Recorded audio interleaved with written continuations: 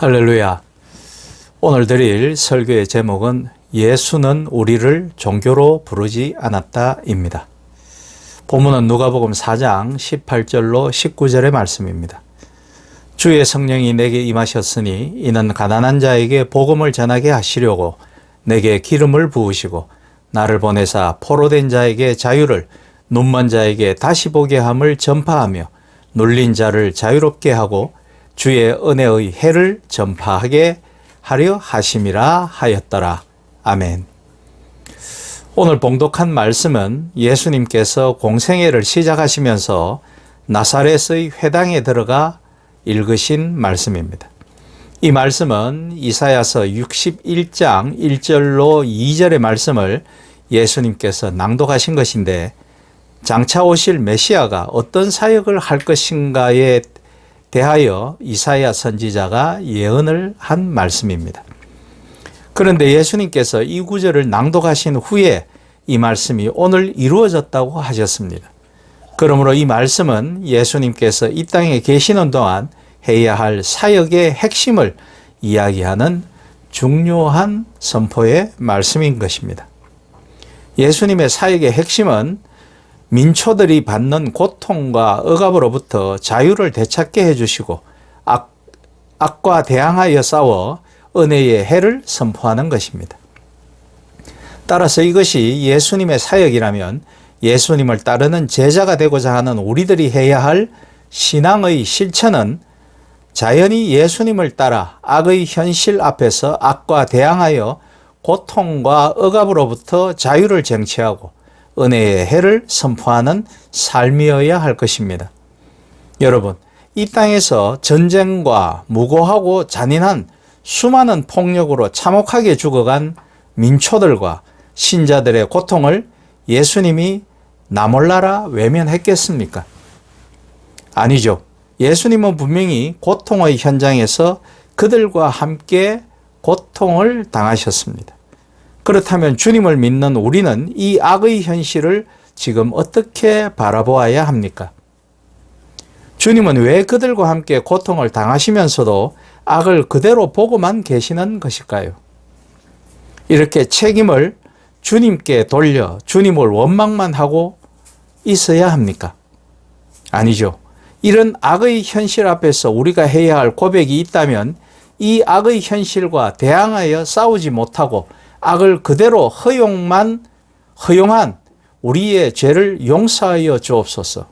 두 번 다시 이런 악한 현실이 일어나지 않도록 내 몸을 불살라 헌신하겠습니다.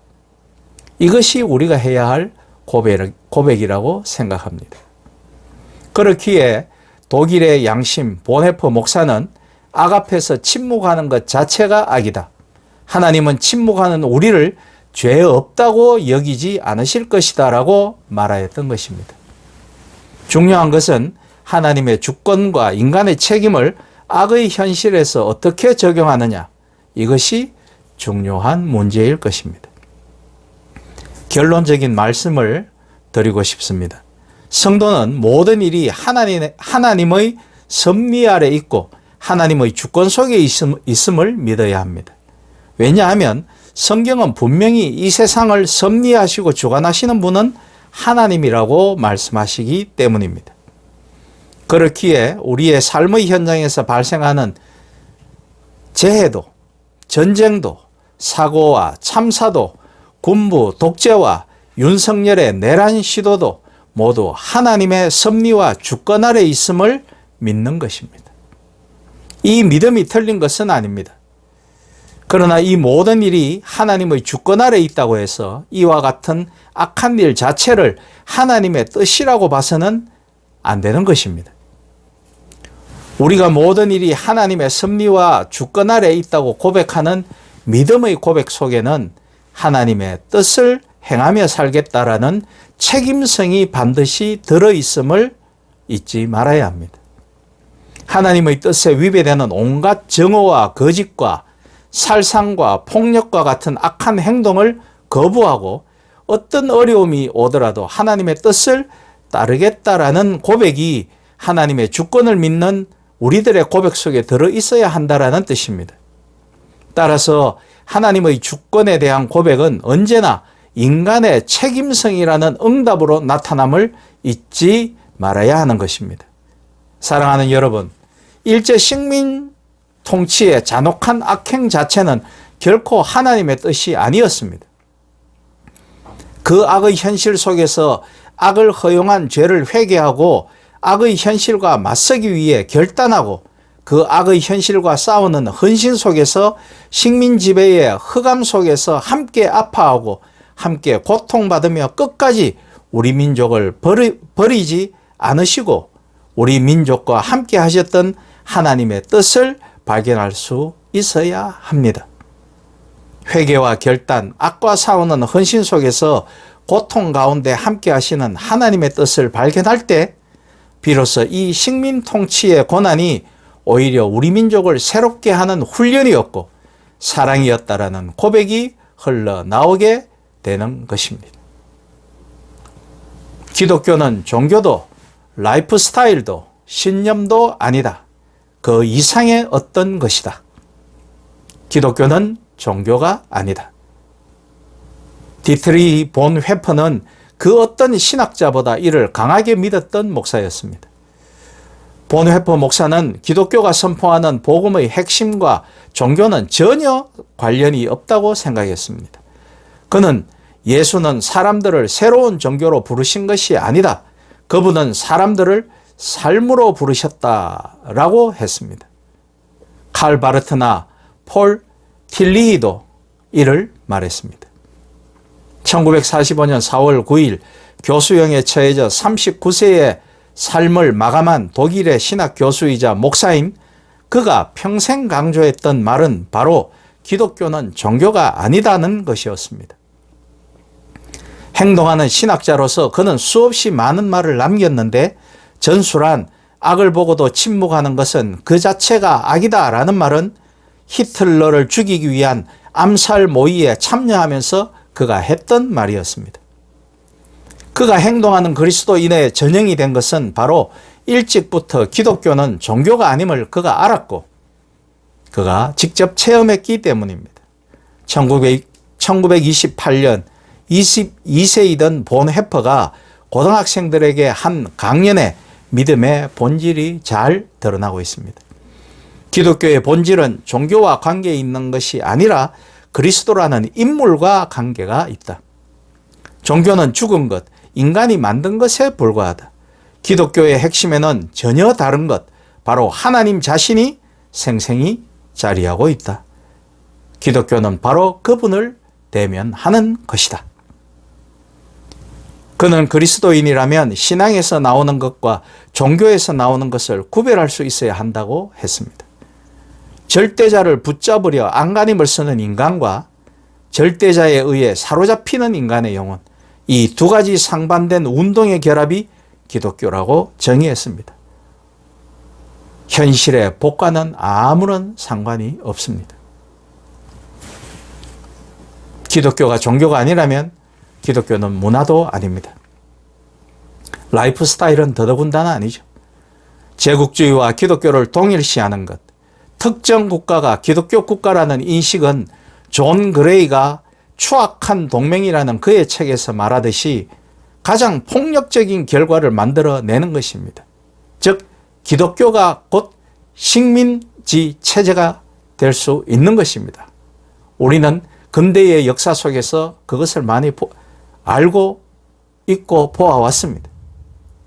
예컨대 입으로는 자유와 평화와 공산주의를 반대하며 십자가와 성조기를 들고 광장에 모인 사람들에게서 또 그들을 선동하는 사꾼 목자들로부터 소금과 누룩, 빛으로 존재할 가능성, 역사와 문화에 대한 책임감은 찾아볼 수 없는 것입니다.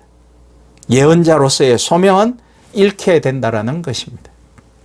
반면 성경은 기독교가 기득권 세력과의 특별한 관계를 제도화하고 문화, 종교화, 주류화를 추구하는 경향에 대해 엄중히 경고하고 있습니다. 로마 제국의 콘스탄티누스 황제의 기독교 공인 이후 유지해온 기독교 세계는 이미 세계적으로 붕괴했고 붕괴하고 있습니다. 교회에서 사람들이 떠나고 있고 전도가 되지 않습니다. 이런 오늘의 탈기독교 시대는 다문화, 다종교 사회라는 로마 제국 속 1세기 초대교회 시절과 거의 유사하다고 말할 수 있을 것입니다. 그러나 이는 기독교의 위기가 아니라 진짜 기독교가 될 기회이기도 합니다. 초대교회 신앙인들은 작은 무리였지만 용기와 겸손한 태도로 살았으며 소금과 누룩, 빛의 역할을 감당함으로써 이 세계를 기독교로 몰두릴 수 있었습니다. 그러므로 우리 믿는 자들이 가진 모든 질문에 답은 오직 하나, 예수여야만 합니다. 기독교의 중심에는 예수라는 하나의 이름만 있을 뿐입니다. 거기에 정광훈, 소년보, 이단의 이름들은 없습니다. 기독교에 있어 가장 커다란 굴욕은 세상 사람들의 의심과 비판이 아니라 교회의 내부에서 나온다고 생각합니다. 오늘날 그것을 잘 보여주고 있죠. 자신을 기독교인이라고 공언하는 사람들 중 너무 많은 사람이 매우 열정적으로 기독교 신앙의 일부 측면만을 오해하고 믿고 있는 것이 오늘날의 현실입니다. 기독교 신앙의 중심은 살아서 움직이고 그렇기에 우리가 결코 소유할 수도 온전히 이해할 수도 없는 심오한 신비가 거기에 있는 것입니다. 그것을 찾아내어야 하는 것입니다. 성경을 통해, 말씀을 통해, 그리고 묵상을 통해, 기도를 통해, 찬양을 통해 그 오묘한 진리를, 그 신비를 찾아내어야 하는 것입니다. 그것은 예수로부터 나옵니다. 우리는 다만 그 아래에 서서 은혜를 받을 뿐인 것이죠. 사랑하는 여러분, 지금 우리는 우리 조국과 교회의 실상을 가슴에 품고 정말 울며 기도해야 할 때입니다. 함께 고통하며 아픔을 함께 나누어야 할 때입니다. 이 교회와 민족을 부둥켜 안고 우리를 예수라는 초점에 맞추어 삶으로 신앙을 엮어내어야 할 때입니다. 고통의 현장에서 아파하시는 주님과 함께 고통을 당하는 그들에게 자유를 그리고 은혜의 해를 선포할 수 있는 실천하는 삶이 되도록 주님 앞에 한 걸음 더 나아가는 제자가 되시기를 예수 그리스도의 이름으로 축복하며 부탁드립니다. 아멘.